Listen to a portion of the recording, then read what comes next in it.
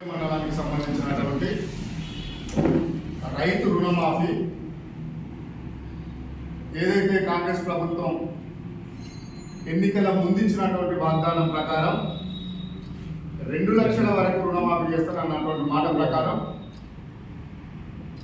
3 దఫాలుగా తెలంగాణ రైతాంగాన్ని ఉద్దేశించి అప్పుల పాలైన గత 10 ఏళ్లలో తెలంగాణ రైతాంగం అని ఒకే మారు 2 లక్షల రూపాయల రుణమాఫీ అని చెప్పిన మాట ప్రకారం 15 రోజులు తిరగక ముందుకే 2 లక్షల లోపు ఉన్నటువంటి ప్రతి రైతు ఖాతాలో ఇవాళ డబ్బులు వేయడం జరిగిందని చెప్పి తెలియజేస్తా ఉన్నాం.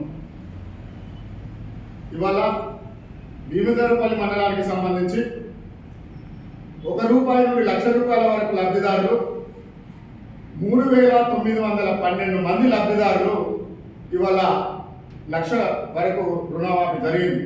వాళ్లకు 22,94,28,285 రూపాయలు ఈ 3,000 పైచీలకు రైతులకు వచ్చిందని చెప్పి గమనించవలసిందిగా భీమదేవరపల్లి మండల రైతాంగాన్ని కోరుతా ఉన్నాం.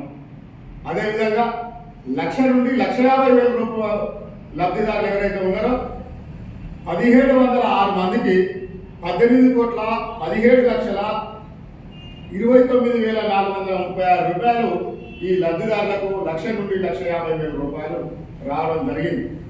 అదేవిధంగా మూడో దఫాల 1,50,000 నుండి 2 లక్షల లోపు ఉన్నటువంటి రైతాంగానికి 924 మంది లబ్ధిదారులకి 13,52,16,219 రూపాయలు ఈ కేవలం భీమదేవరపల్లి మండల రైతాంగానికి తెలంగాణ రాష్ట్ర ప్రభుత్వం గౌరవనీయులు రేవంత్ రెడ్డి గారి నాయకత్వంలో స్థానిక శాసనసభ్యులు గౌరవనీయులు పొన్నం ప్రభాకరన్ గారి ఆధ్వర్యంలో భీమదేవరపల్లి మండల రైతాంగానికి మొత్తం 54,63,73,940 రూపాయలు లబ్ధిదారుల ఖాతాలో పడ్డాయని చెప్పి భీమదేవరపల్లి మండల కాంగ్రెస్ పక్షాన తెలియజేయడం జరుగుతూ ఉన్నది. ఇవాళ ప్రధాన ప్రతిపక్షాలైనటువంటి టీఆర్ఎస్ కానీ లేకపోతే బీజేపీ కానీ ఒక తప్పుడు ఆరోపణలు చేస్తూ ఉన్నాయి ప్రజలలో. మేమేమంటా ఉన్నామంటే మీకు ఒక 2 ఉదాహరణలు చెప్పదలుచుకున్నా.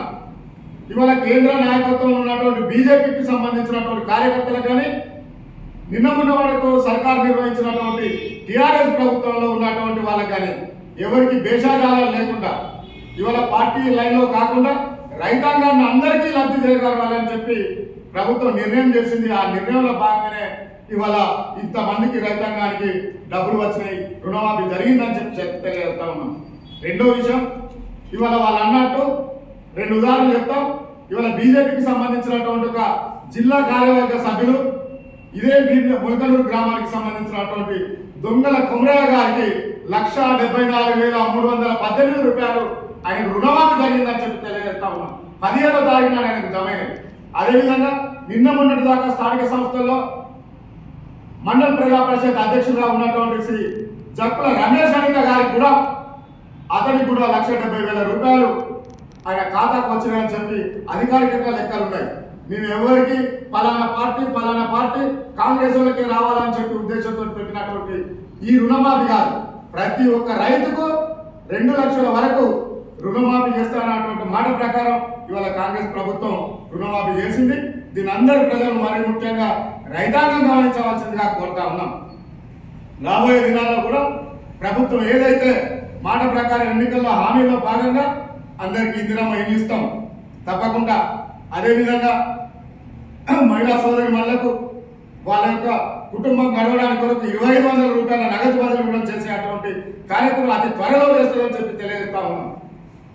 కేవలం రాజకీయ పబ్బం కట్టుకోవడానికి కొరకు టీఆర్ఎస్ వాళ్ళలాగా బీజేపీ వాళ్ళలాగా లేనిపోని మాటలు కల్పించి రైతాంగంలో ఒక తప్పుడు సమాచారం ఇచ్చేటువంటి కార్యక్రమాన్ని మేము ఎల్లవేళలా తిప్పికొడతామని చెప్పి ఈ పత్రికా ముఖంగా చెప్పడం జరుగుతూ ఉన్నది.